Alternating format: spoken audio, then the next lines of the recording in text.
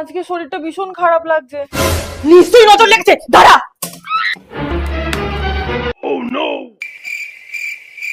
যাই ফেলে দি।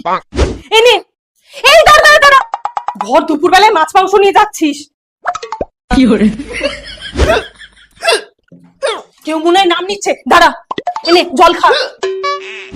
দেখো না মা, চোখে কি হয়েছে? কই দেখি। কি করে এটা কি করলে? রোজ বাসি মুখে থুতু লাগাবি, দেখবি ঠিক হয়ে যাবে। মা, পরীক্ষা দিতে যাচ্ছি। এনে এনে দই চিনি খেয়ে যা, তাহলে পরীক্ষা ভালো হবে।